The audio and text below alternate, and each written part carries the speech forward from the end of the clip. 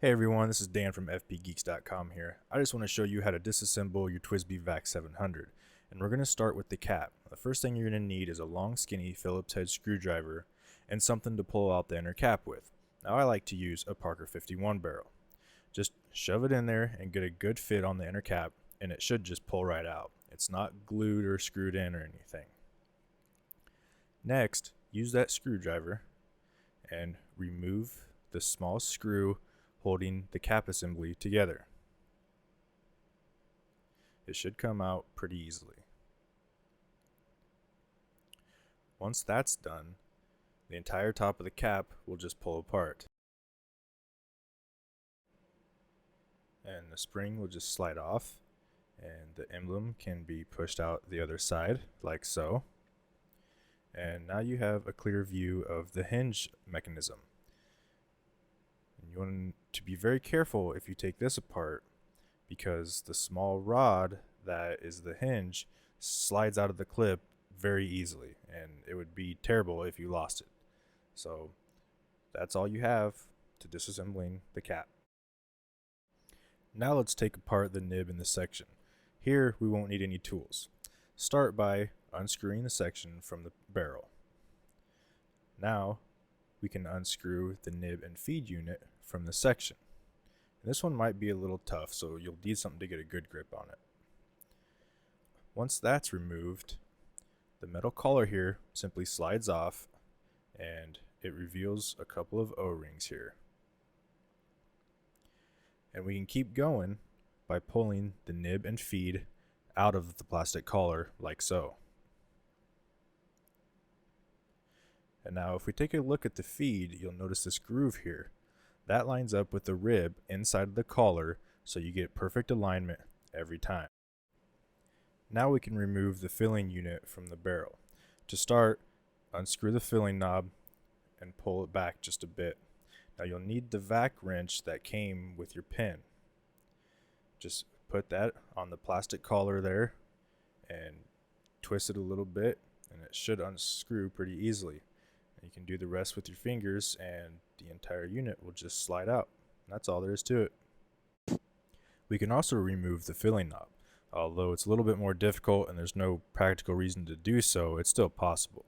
You can see I've modified a screwdriver by cutting a slot in it and then bending the tip so that it will fit down inside the cap and remove the nut holding the cap to the rod. Now once you got that fit in there properly, the cap simply unscrews.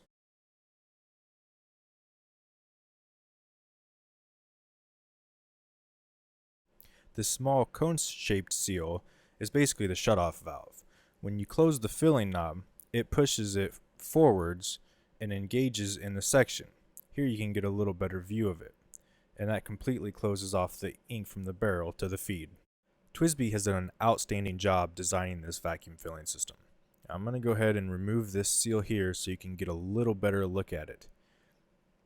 Now notice the shape of the end of the rod here. It's very important. In fact, I'm going to go ahead and remove this seal so you can get an even better look at it. See how those edges are flat? It creates a gap between that and the seal. Now when you pull the plunger back, that seal moves in the opposite direction. And ink can actually flow right where the tip of that knife is. So it flows behind the seal and then out through these gaps. And when you notice when you're pulling the plunger back, there's not much back pressure when the barrel is full of ink. And then when you push the plunger forward, that seal is pushed back against the lip, creating a perfect seal, nice and airtight with a good vacuum. Now let's take a closer look at the vac filling unit. There are 3 O-rings that I'm going to point out that are very important. These help to create a nice vacuum to fill the pin. And if any one of these should fail, you're going to have a bad day. So here's our disassembled Vac700. Let's put it back together. We'll start with the nib and the feed. Get those lined up and find the plastic collar and find that plastic rib on the inside so everything lines up properly.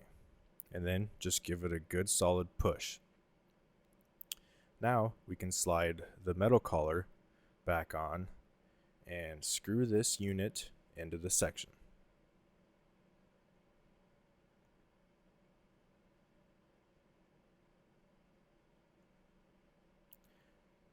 Now we can move on to the cap. Grab a hold of the clip and the band, and we'll drop the finial in. Then we can turn it over and slide the spring on top of that. Now we'll go ahead and attach the cap. And here you'll want to be mindful to line up the clip in the middle of the word TWSBI, if that's important to you. Next, we can drop in the screw and use our screwdriver to tighten this up.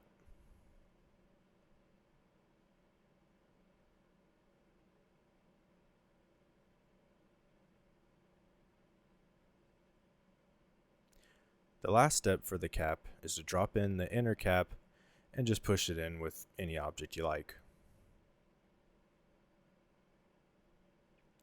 Now let's move on to the vac filling unit. We can attach the filling knob by using our modified screwdriver and screwing it back onto the nut. Now, you don't want to get real tight here, just screw it on finger tight, nice and snug.